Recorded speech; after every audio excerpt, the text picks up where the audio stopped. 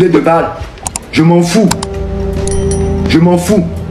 Vous pouvez envoyer votre armée venir m'arrêter, aller m'enfermer, me jeter en prison, me torturer.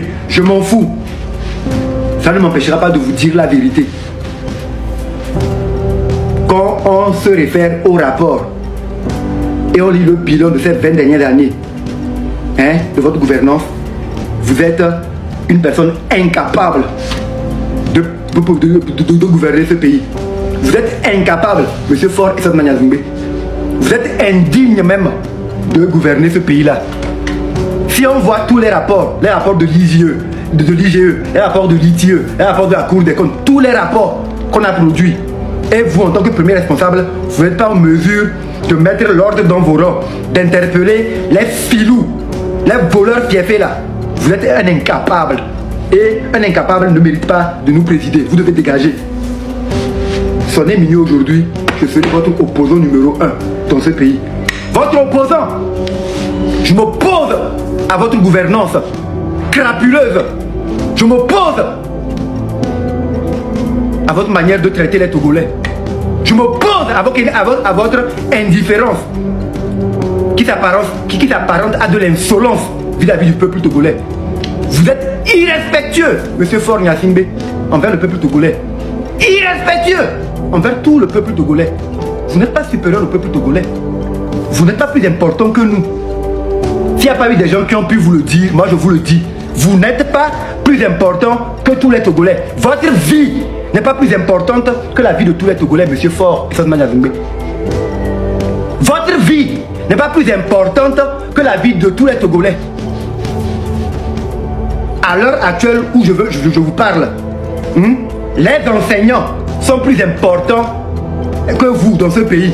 Parce que les enseignants enseignent, ils éduquent les enfants, ils forment la relève de demain, ils sont utiles. Si on doit se référer au rapport et au fait que vous n'êtes pas en mesure de mettre la main sur ceux qui font les filouteries, vous êtes un bon à rien. Vous êtes un bon à rien, et un bon à rien, on n'en a pas besoin. On veut des vrais leaders, des gens qui sont courageux. Quand on dit courageux là, c'est pas venir s'en prendre aux innocents. Non. Courageux là, ce n'est pas arrêter les innocents, les enfermer parce qu'ils réclament la justice. C'est être en mesure d'arrêter ceux qui volent l'argent du pays, même s'ils sont de mon bord politique. C'est ça un vrai chef de famille. C'est ça. Vous êtes président pour tous les Togolais, pas pour un groupe de personnes. Et quand les gens sont dans votre cercle, ils volent, ils font des forfaitures, vous vous taisez. Et quand c'est des gens qui ne sont pas de votre bord, vous les faites arrêter. Ça va se passer où comme ça éternellement? À partir d'aujourd'hui, minuit, je deviens votre opposant farouche numéro 1, ici, ce territoire togolais. Et je lèverai mes énergies. J'engage ma vie jusqu'à ce que vous le dégagez de la tête du Togo parce que vous êtes indigne de nous gouverner. Vous êtes trop insolent envers nous. On mérite plus de respect que ça, vous comprenez?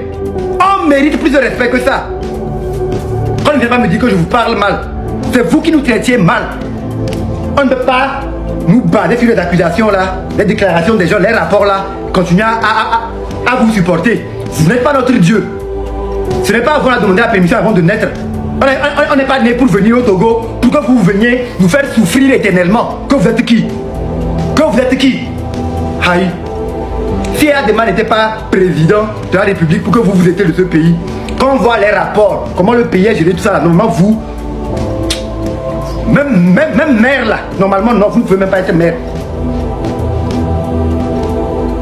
Oui. Même chef de quartier, vous ne pouvez pas. C'est quel chef vous êtes? Vos enfants pleurent. Vous n'arrivez pas à les écouter. C'est quel genre de chef vous êtes? Vos citoyens se plaignent des injustices. Vous n'arrivez pas à installer la justice. C'est quel genre de leader vous êtes? Et vous voulez qu'on vous respecte? Non. Ne me demandez pas à moi de respecter une telle personne. Non. Le pays appartient à tous les Togolais et nul n'est censé être supérieur aux lois. Il faut qu'on puisse punir tout le monde au même titre. Madame Nyakadé, elle est plus importante que Afexio. C'est une citoyenne togolaise, tout comme Afexio. Pourquoi vous allez arrêter Afexio? Pour ce qu'il a dit, même Madame Nyakadé, elle a fait une déclaration, vous ne l'arrêtez pas. Si vous ne l'arrêtez pas, ça veut dire que ce qu'elle a dit, elle a raison. Et si ce qu'elle a dit, elle a raison, moi je vais me comporter en me basant sur ce qu'elle a dit, parce que vous n'avez pas pu démentir qu'elle a menti. Donc c'est là une vérité qu'elle a lâchée. Tout comme les autres vérités que les gens ont lâchées dans ce pays. Et c'est resté sous silence des années là. Moi je refuse que cette année encore, dans cette 5e République qui est la mienne, ça puisse continuer. Si vous n'êtes pas en mesure d'être un président du conseil, c'est-à-dire serviteur de la nation, du peuple, dégagez.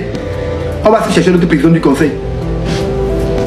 Vous ne pouvez pas vous en prendre à moi en utilisant l'argument selon lequel je suis en train de violer l'ordre constitutionnel. Ou je suis en train de vouloir menacer et renverser l'ordre constitutionnel. Non, je ne renverse rien du tout. J'adhère à tout ce que vous avez fait. Que la constitution a été changée à minuit, c'est pas grave. Moi j'accepte juste ça. Bravo, youpi. Tu as fait beaucoup. Tu es trop intelligent. Il va être un génie. Ouais. Nous sommes dans la 5e République. Vous avez tous les pouvoirs. Mais dans cette 5e République, vous n'êtes pas supérieur aux lois. Vous n'êtes pas le plus important des Togolais.